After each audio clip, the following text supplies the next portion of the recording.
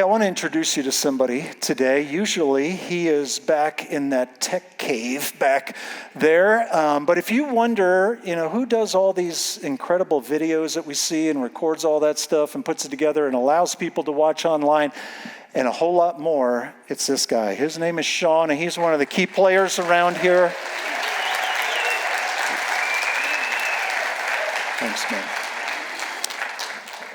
And he hates being in the spotlight. So we did that to him today. That's just how we roll.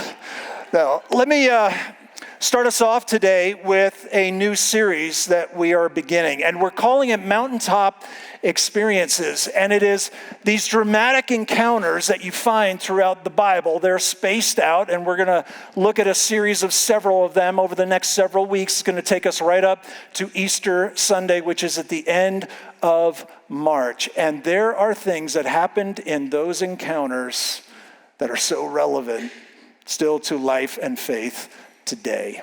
And I'll be honest, as we look at this story today, this is one of those stories that is difficult. And it's difficult for people outside of faith, like seriously, the God of the Bible would ask that. It's difficult for people inside of faith. People have been around for a long time, like, yeah, that doesn't maybe sound like the God that I know. But you know what? We're going to walk through this, and I think we're going to see that there is something incredibly personally relevant in this story. Let me start with an image, though, that I think is going to help us get prepped for understanding what's going on. So a wheel with some spokes and a hub in there. And if you imagine your life sort of like that wheel, and the spokes are the things that make up your life. And so maybe, you think about your mom, and you think about your dad, and then later in life, you think about your spouse, and then you think about a child, and you think about your career. And there's all these different spokes that make up our lives, but what is the hub? What is the center? And when we think of that in spiritual terms, we might think, well, I'll just add God onto a spoke. But really, we were made so that God would be the hub, so that God would be the center. And everything else in our life works really well when we've got that center correct and right. Now, in the Bible, you might be familiar with the 10 Commandments. What's the first one? The first commandment is, you shall have no other gods before me. And you go, okay, well, I think I'm in good shape there because I haven't bowed down to a wooden statue, anytime recently, so I'm okay with that. That's not all that it means. That can be one expression of it. But to have another God, small g, another word for that is idolatry. What does that mean? That means anything or anyone that we trust more than God. That's an idol. The Bible says this in the New Testament, that even greed is idolatry. Right? We can put stuff in that hub position, that center position, and when we do that, it kind of throws a lot of the other things off kilter, because all of a sudden we're looking to something or someone that was never created to occupy that position in our lives. Jesus talks about it this way in the New Testament. He's asked one day, what is the greatest commandment? And his answer is, love the Lord your God with all your heart, soul, mind, and strength, right? That's that hub piece. And then he says, and the second one is just like it. It doesn't sound like it, but it's just like it. He says, and love your neighbor as yourself. And it's almost as if there Jesus gives us this same sort of image that we can love others best, the spokes, when we love God the most. But it's important that we get that centerpiece right. Here's a real simple way of, illustrating this. So it was about 3 months ago, and I walked out, from back there getting ready for the first service, and somebody looked at me and goes, you're out of kilter. I'm like, what? And they said, look at your shirt. I had misaligned my buttons. So my shirt was like this. And I said, well, thank you for that, right? And I think, it helps us to understand that if you get the first button right, all the others fall in place. But you get the first one wrong, everything else is out of alignment, right? And it's that same sort of deal with what is at the center of our lives. You should have no other gods before him. We were made for God and for him to be the center. There are plenty of other things that make up our lives. There are plenty of spokes. But we need to know what's in the center and what role they play. So with that sort of image in our minds, let's jump into this story. It's found in the book of Genesis. Sometime later, God tested Abraham. Now, when it says sometime later, I think we got to back up and really understand what came before that.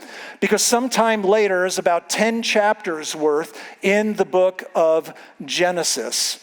And here's where Abram's story begins. In Genesis chapter 12, the world is a mess. It's ugly. And so God shows up, and instead of just turning away from it, God is now going to go to work to begin to redeem and to restore the world. Well, how's he going to do that? He comes and he chooses one person, one man, and his wife. And he comes to Abram at the time. He's going to change his names, and sometimes I might forget and go Abram or Abraham, but that's just the way it goes. And here's Genesis chapter 12. The Lord said to Abram, "Go from your country, your people, and your father's household to the land I will show you. I will make you into a great nation, and I will bless you. I will make your name great, and you will be a blessing. I will bless those who bless you, and whoever curses you, I will curse, and all the people of the earth will be blessed through you." So now God is going to go to work. And what does he say? I'm choosing you. Why did he choose Abram? You know what? Because that was God's decision. And he invites him to take a pretty big step, right? Leave everything that you know and everybody that you know and go to this land I'm going to show you. How will I know I'm there? I'll let you know when you get there. My wife won't even get in the car with me if she didn't know where we're going. You know what I'm saying? And they're leaving everything behind and going, and God says, I'll let you know when we get there. And you know what? They do. It's an amazing step of faith. You know how old Abram is when this happens? 75 years old. And he gets up, leaves everything he knows, and trusts God. A little bit later, God renews that agreement, that covenant, that promise with him. And Abram has this incredible response. You know, look at the stars in the sky, and you're going to have more descendants than that. Abram believed the Lord, and he credited. God credited it to him as righteousness. How are we made right with God? Belief is how that happens. And okay, God, you're going to make me the father of many nations, right? All right, I'm 75. I'm not even the father of one child, much less a nation. But God says, trust me. And he does. And so when we trust God, things happen right away, right? Well, not exactly. Abram waits 24 years after that. And then God shows up when he's 99 and says, this time next year, you will have a son. You have a son of promise. But my covenant I will establish with Isaac. That's going to be his son, whom Sarah will bear to you by this time next year. And Abram says, I believe you. And man, you would think that's the greatest test of his life, right? A quarter of a century of trusting God. But that was just the midterm. And the final exam is coming. Because that's what we pick up in Genesis 22. Sometime later, God tested Abraham, and he said to him, Abraham, we're clued in right up front in this story that this is a test.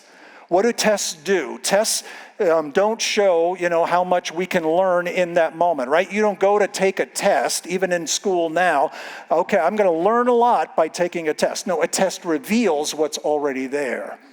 And this is a test that's going to reveal something very important. It's going to reveal what is the center, what is the hub of Abraham's life, and what is a spoke. And there can be some really good things that make up our lives that can occupy that center position. And maybe the principle goes something like this, that even a good thing can become a God thing. Notice a small g. It's something or someone that we trust more than God. And that can happen. And that's what this test is about.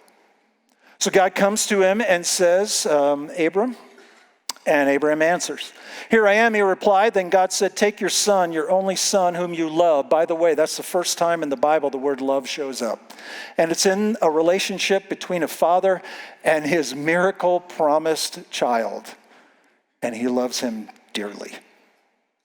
So take the son whom you love, Isaac, and go to the region of Moriah. Sacrifice him there as a burnt offering on a mountain I will show you. What? That sounds strange to anybody? Now, at the time, there are a lot of pagan nations around, and child sacrifice and human sacrifice is a pretty common thing, actually. We find out later in the Bible that God says, we're not going to do that. And God is never going to ask for a human sacrifice as an act of worship. But you know what? We're not in that place where those boundaries have already been set.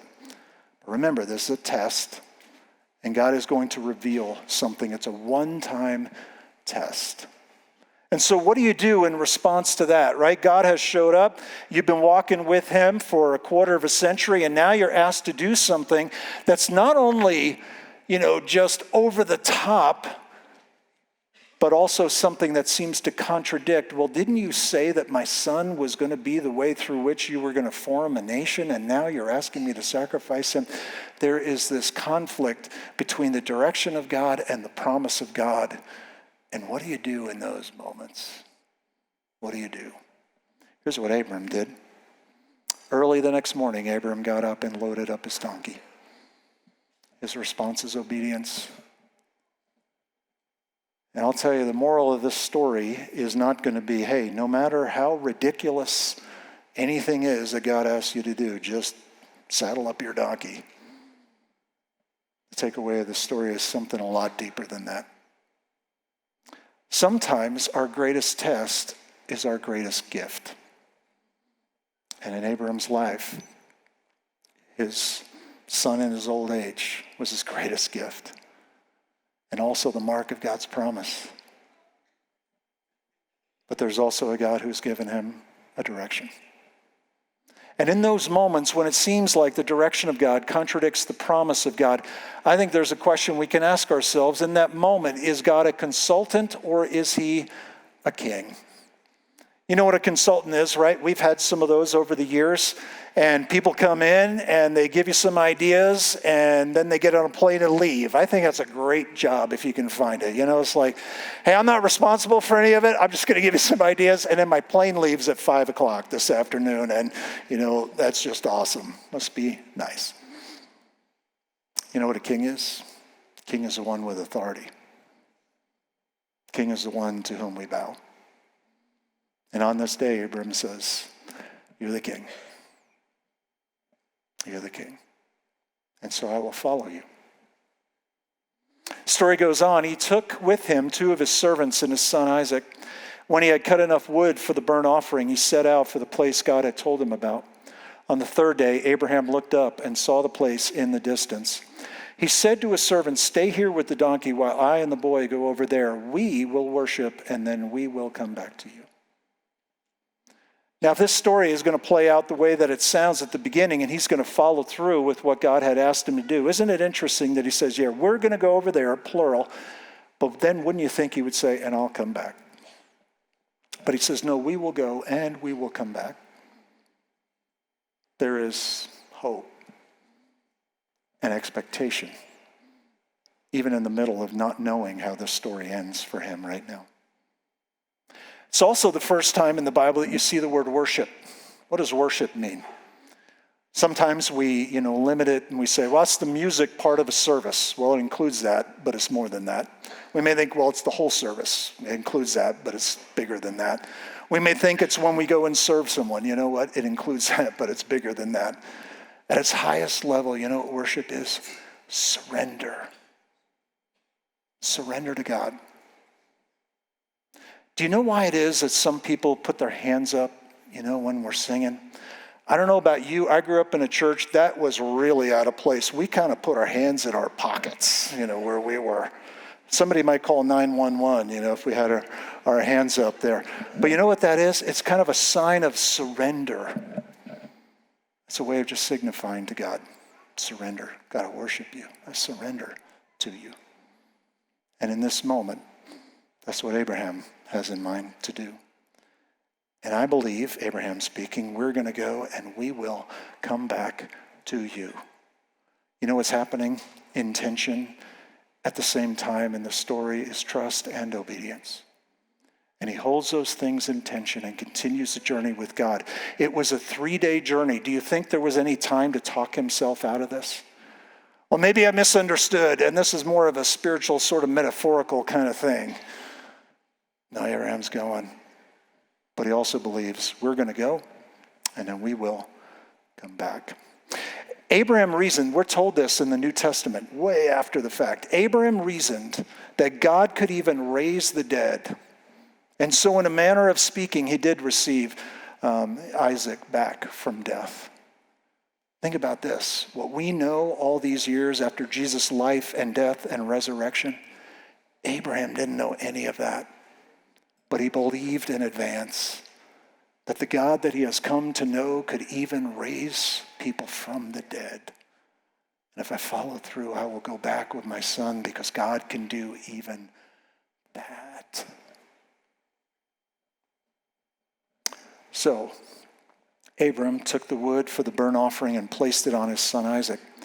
And he himself carried the fire and the knife. As the two of them went on together, Isaac spoke up and said to his father Abraham, "Father, yes, my son," Abram replied. "The fire and the wood are here," Isaac said, "but where is the lamb for the burnt offering?" We're not given any insight into emotions, but I think anybody who's a parent and who's not a parent would know what the anguish of that moment is like. Abram answered, "God himself will provide the lamb for the burnt offering, my son." And the two of them went on together. When they reached the place God had told them about, Abram built an altar there and arranged the wood on it. He bound his son Isaac and laid him on the altar on top of the wood. Now let me give you a little detail about this story at this point. Remember I said when God showed up to Abraham at first, he was 75 years old. They waited 25 years, and then Isaac was born, and now it's sometime later. And we don't know exactly the age here, commentators.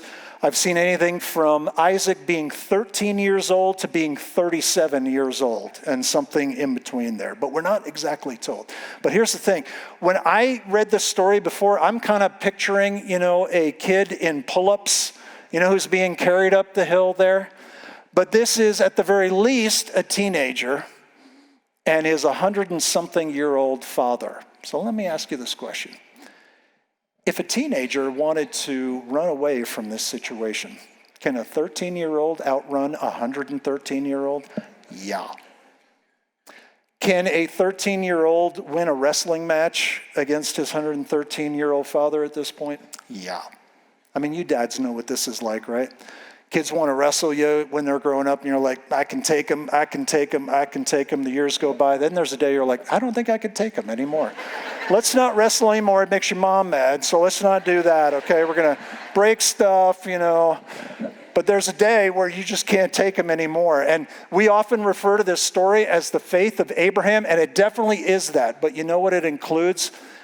The voluntary willingness of Isaac, the son, to lay himself on the wood. He trusts his father completely. And it's his story too. Then he, Abraham, reached out his hand and took the knife to slay his son, but the angel of the Lord called out to him from heaven, "Abraham, Abraham, here I am," he replied. "Do not lay a hand on the boy," he said. "Do not do anything to him. Now I know that you fear God." This test has revealed, has shown, has demonstrated what's at the center. Was this a test to say, you know what, you just love your son too much? That's not what this test is.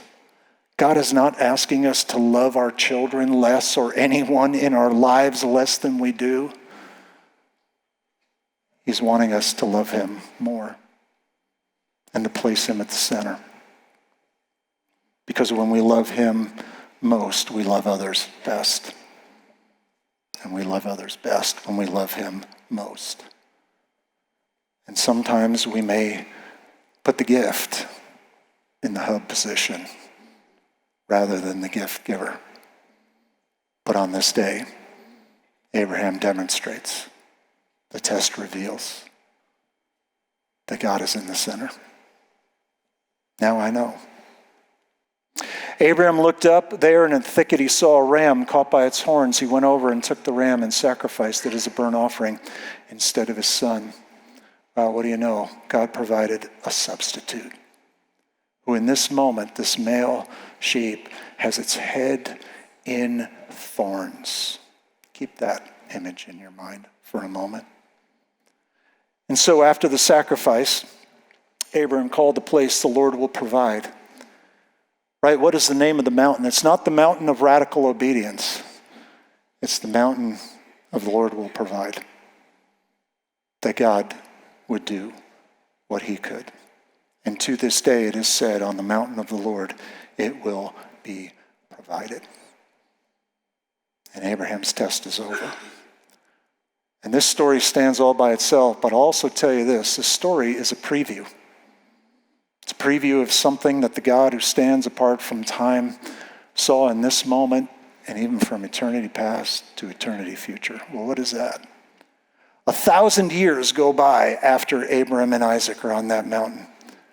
And there's a king in Israel. His name is David. And in 2 Chronicles chapter 3, it tells us that he buys a little piece of property and he builds an altar there and makes sacrifices to God. You know where it is? Moriah. It's on this same mountain.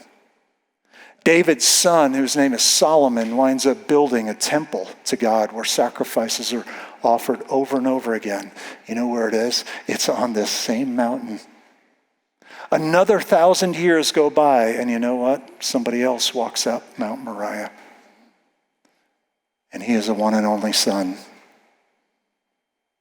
The New Testament tells us that God so loved the world that he gave his one and only Son. Greatly loved. And he carried the wood, his cross, up a hill. And he voluntarily laid himself down on the wood. And his head was encased in thorns. Only on that day, there would be no angel calling out to stop. On that day, the knife fell. And on that day, God's love was on full display. Paul leans into that in the book of Romans. He says, he who did not spare his own son, but gave him up for us all, how will he not also, along with him, graciously give us all things? So there's a loved son, carries the wood, voluntarily lays himself down on the very same mountain where Abraham and Isaac lived out their story. I think that helps us all these years later to really understand this. Now we know. Now we know the depth of God's love. How far would he go? That far. Now we know that it takes a substitute to stand in our place. It should have been us. But instead it was him. And now we know that it's God who provides. That the way that we're made right with a holy God, it's not our doing, it's his, from beginning to end. And we can often think of the love of God as something that rolls off our tongue very easily, and something that, we can say so quickly. But I think that story powerfully illustrates in real terms what God did so that people like you and me could be made right with a holy God. Because that's what it took. And if we understand the anguish of what it would be like to be faced with that sort of a test, God is a being. He's not a force. And he went through with that because that was our only hope. Our only hope. And 3 days later, he rose from the dead. and he offers life to people who would put their hope and trust in him. That's how far the love of God would go for you. Would you bow your heads together with me? And just before I pray, could it be that you've never taken that step of faith and trust to put 100% of your hope for heaven, your hope for a relationship with God, into what Jesus has done for us? That's how it begins. That's where it starts. And it begins by acknowledging just the truth about ourselves and our need for God to rescue us, for Jesus to be my substitute, the one who willingly laid himself down so that I could be spared. And it's asking God for forgiveness, asking God to be made right with him. And remember, Abraham believed God and it was credited to him as righteousness. It's belief that makes us right with God. Lord Jesus, thank you for who you are, and thank you for putting the heart of God on full display. And God, would you enlarge our vision, our understanding, the depth of which we comprehend what you have accomplished for us. And God, may we know that you are our last and our only hope. And I pray that you would draw us closer to you, and that we would often be reminded of you being at the center of our lives.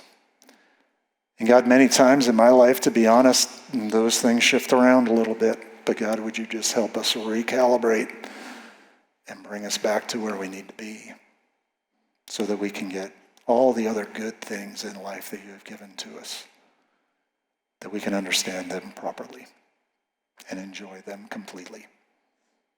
And so we thank you for who you are and for the eternal difference made in you. And we ask and pray this all in Jesus' name.